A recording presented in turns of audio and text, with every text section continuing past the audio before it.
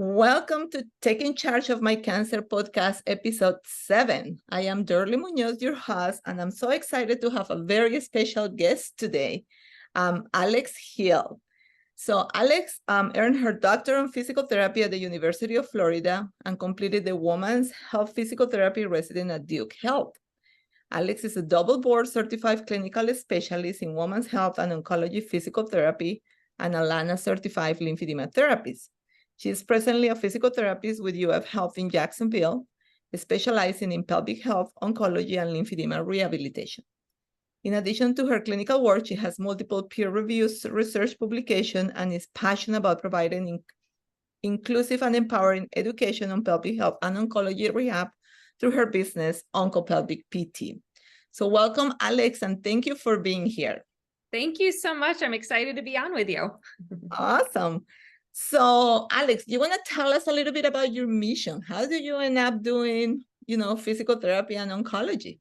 Yeah. So I went through physical therapy myself, like most people do, getting into a specific healthcare field. And I found that it was just really empowering to learn more about my injury, learn more about my condition, and to get better. I had a really great experience with it.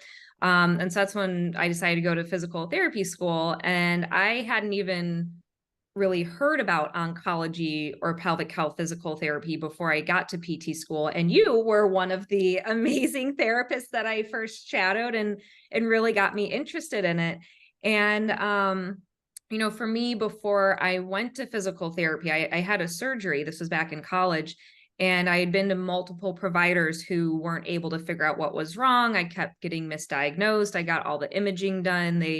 One doctor told me that it was in my head because they weren't finding anything.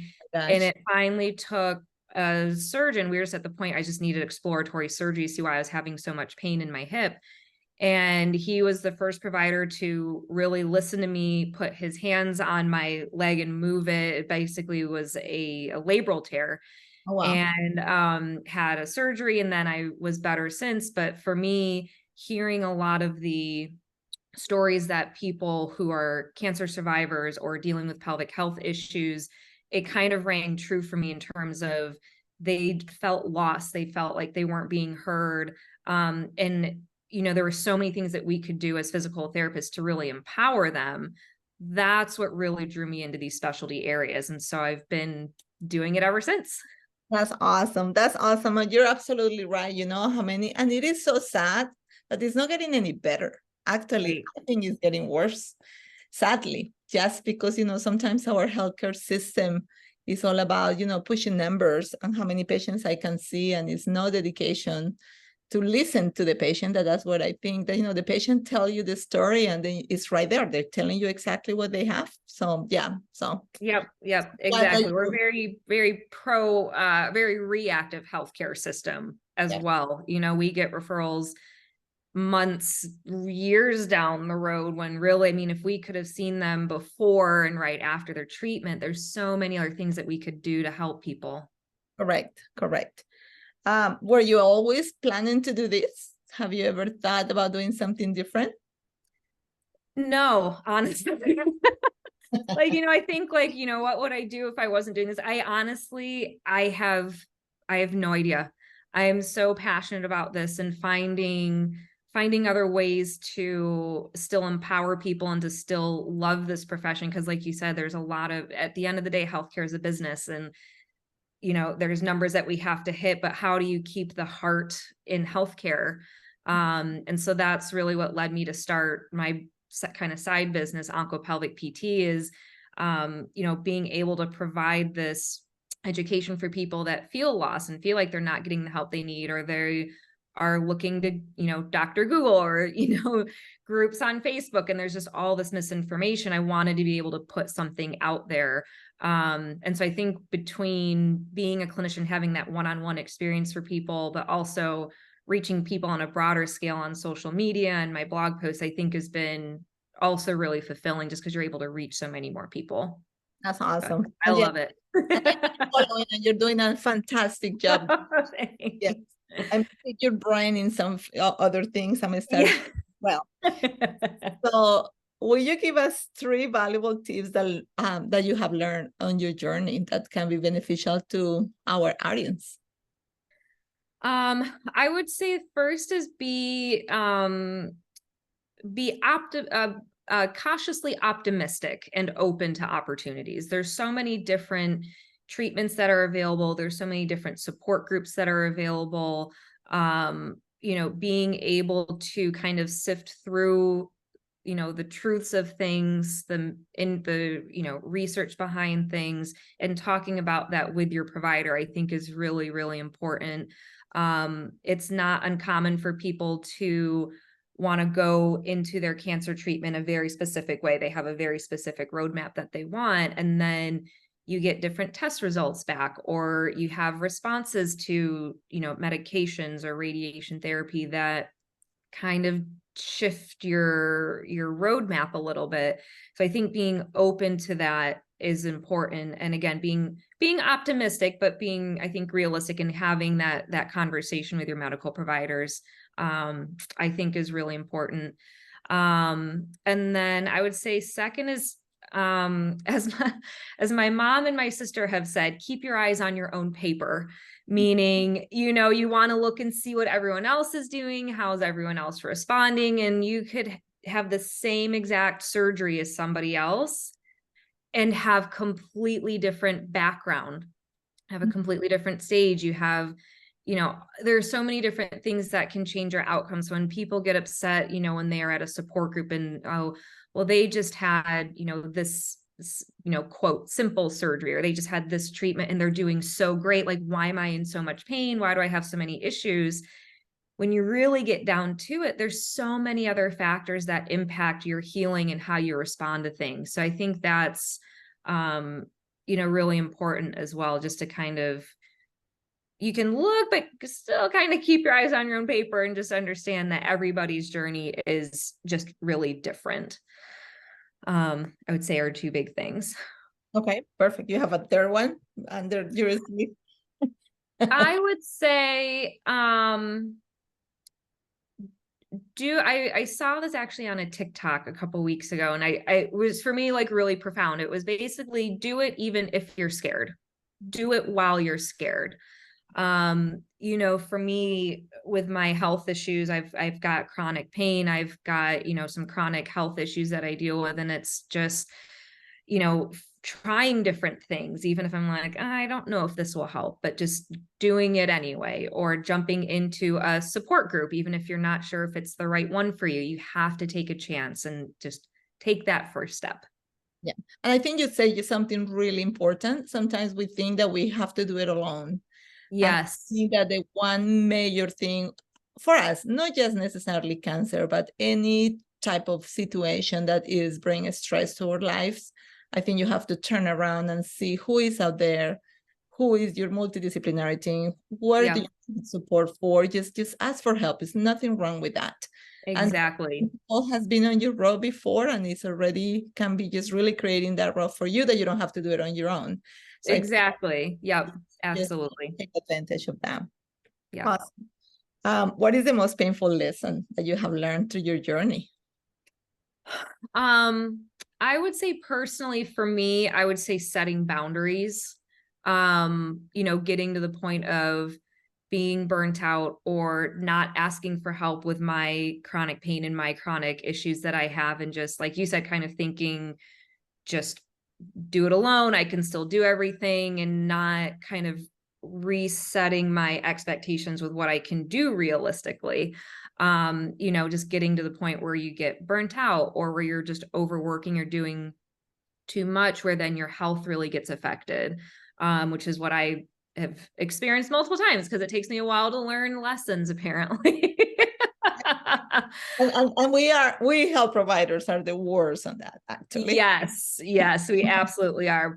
And I think too, with cancer survivors, and understanding, what your quote new normal is, and talking with your medical provider or your physical therapist about ways that you can really optimize your functioning, while still setting those boundaries. So if you have cancer-related fatigue, which 90% of cancer survivors experience, right? you need to learn to set boundaries and not say yes to everything. You need to set your own self boundaries and say, I can't do a 30-minute HIIT workout today, but I can do a 10-minute walk.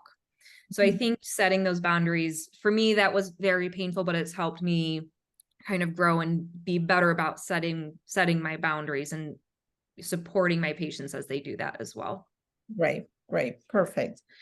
If there's anything that you have that will be a value for our audience, will you share it with us? Yeah, absolutely. So I, with my OncoPelvicPT, I started it in 2020, just started it as an Instagram page. Like I said before, just trying to give information. But again, I wanted to build more, reach more people, give them the resources they need.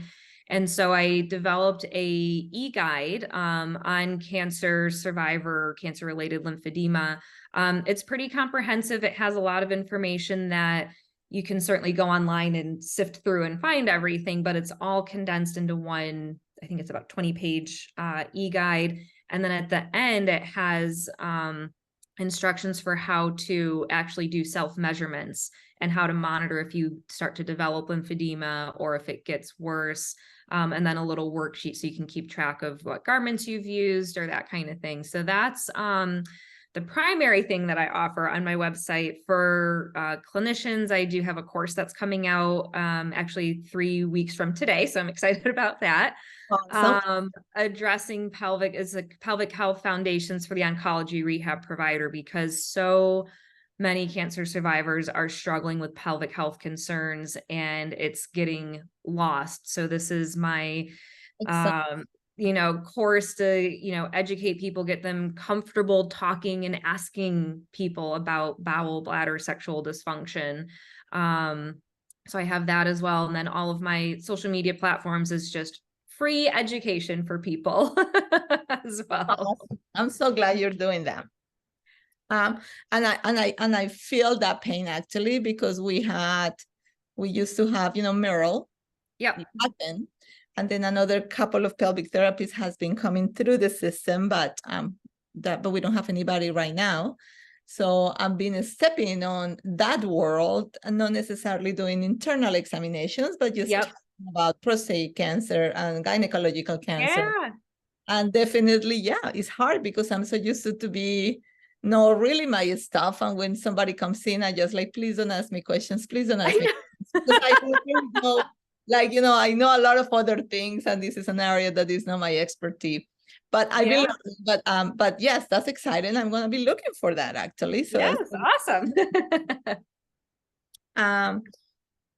What else here? How can people find you?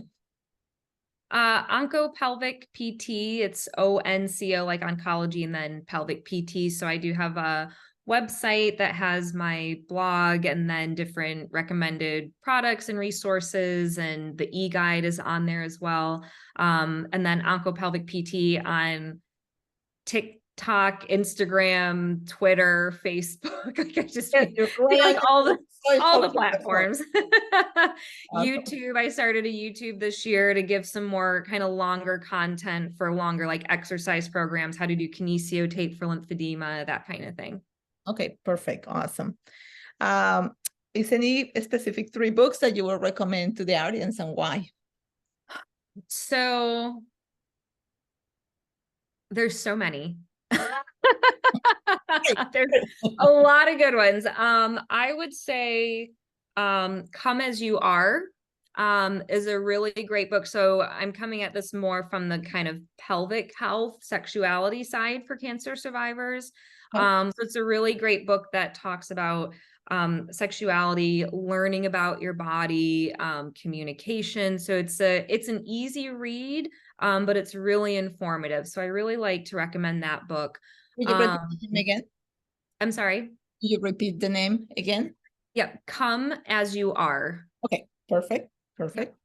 Another one that I think is really good, it was actually recommended to me by a coworker, but it's called Trauma Stewardship. And so it's primarily geared towards caregivers to keep their, emotionally, psychologically, spiritually, kind of keep everything healthy. And I think it's really great for healthcare providers, especially in the realm of oncology, but also maybe one that's great for, cancer survivors who have somebody that's helping to take care of them. It just gives some really great, kind of actionable things that you can implement just to kind of keep up your own health. Try to reduce the amount of that caretaker burden that can happen. So that was a really good one that a coworker recommended to me. And then, oh gosh, a third one. I can't even think of one right now. I was gonna say the most recent book that I read was the Oncology rehab textbook, but I don't think, I mean, it's a great book. I love it. But I don't know if they want to read about that. probably not that one though. In that mental health that comes to your mind or fear? Yeah, I can't think of any books off the top of my head That's okay. that I've read recently anyway. Okay, that's okay. No issues with that. How about any podcast? Yours, obviously. So for the audience out there who hasn't listened to my podcast, it's called Taking Care of My Taking Charge of My Cancer, sorry, which is all this about. And again, the whole idea is to just education, try to bring everybody who is part of the multidisciplinary team from all the aspects to try to really get you with a really good foundation in who do you need to find going through your cancer journey. So yeah. So besides mine, what else? Yeah. The OncoPT is a really great one. That's with Elise Cantu. So she brings on a lot of amazing healthcare providers. She's brought cancer survivors on. So she has a lot of really great resources through her podcast, and a lot of really just great perspectives. Foreplay Radio is another good one. That's hosted by Lori Watson. She was a sex therapist that I used to work a lot with in North Carolina. So she covers a lot of really great information and a lot of various topics on sex and sexuality, about learning about your body, tips for foreplay, tips for if you're having pain, communication, which I think is a really big thing for cancer survivors if they're having some type of sexual dysfunction. So she has a lot of really great resources. And then probably honestly any of the TED podcasts. So they have a Daily Talks, they have a TED Health one. So they have a lot of really great episodes on their podcast as well.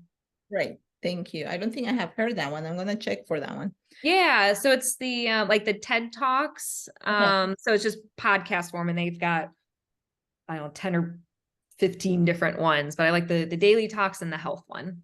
Okay, perfect. How about movies? Is any specific movies? I don't know that I have any specifically kind of cancer related or cancer survivorship related. I do love some Disney movies. It's not all about cancer, right? It's all about exactly. And sometimes yeah, exactly. We just need a good laugh. We need a feel-good movie. So I do love Disney movies, especially, ones with strong female leads like Princess and the Frog or The Raya and the Last Dragon. So I do like those, Disney movies. My all-time favorite movie, a lot of people laugh at me when I tell them this, is Legally Blonde. Oh my God, that's one of my favorite movies too. It's so quotable, and it's just, she's so feminine, but she finds her voice and she just, kicks butt. And it's just, I think, so great. We agree with that. Yeah. It's one question that you wish I would have asked you, and then that, that you want to kind of like, that you have, how you will be answering. So. That's a good question. Probably, maybe how is pelvic health and oncology? How is there an intersection? Because when I first started out, I didn't really see the connection immediately. And so that's one of the things that I love doing and talking about with patients is you might be coming to me for range of motion issues with your arm or your leg. But then when I screen through, bowel or bladder or sexual dysfunction, and they're dealing with things either that had been present before their cancer diagnosis and treatment and now have gotten worse, or they have something new. So especially hormone therapy, for example, for breast cancer. When we go through hormone therapy, you're basically going through menopause and your estrogen is dropping. That's leading to vaginal dryness and discomfort, can lead to bladder issues.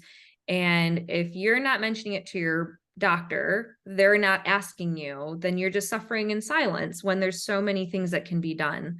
So I always encourage, cancer survivors, talk to your provider if you have any concerns, kind of, quote, below the belt, because there are resources available. There is help available.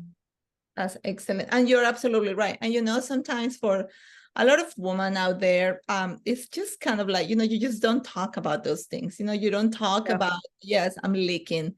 I'm not talking about, having pain with intercourse, or I don't really enjoy being with my husband any longer. This is like a myth, right? And sometimes it's these taboos that you're thinking, I hate when I see commercials. I'm sure you do as well, talking about if you're 60, then you can go buy these pads because it's not. Oh my gosh. And why does everybody look so happy wearing the pads and the diapers? I know. So it's like, really, so no, so it's totally not normal. So really, again, like just talking, and even you guys out there, if you're not in front of a pelvic therapist like Alex, but talking to your therapist, we will, even if we are not pelvic health, we definitely are going to integrate that. And more likely, if we notice that you're having issues, we're going to say, I'm not a pelvic therapist, but let me recommend you and refer you to somebody that can help you and try to explain to you that, muscles down there are the same muscles that you have up on your biceps. Yep, exactly. Exactly. And we can get them stronger. And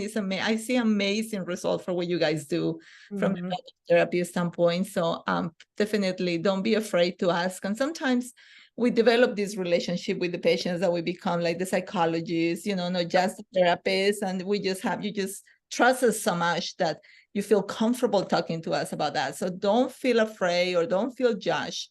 Just, you want to try to get your life back to as normal as possible. And you make a really good point. All these, hormone blockers are important because it's going to help you with your breast cancer recurrence or other kind of cancer recurrence. But unfortunately, is taking estrogen from you, which is really creating some other issues. So how are you going to try to supplement and do other things to kind of, again, improving your quality life? This is exactly what you do. So that's awesome. That was great. I really, really appreciate it, Alex.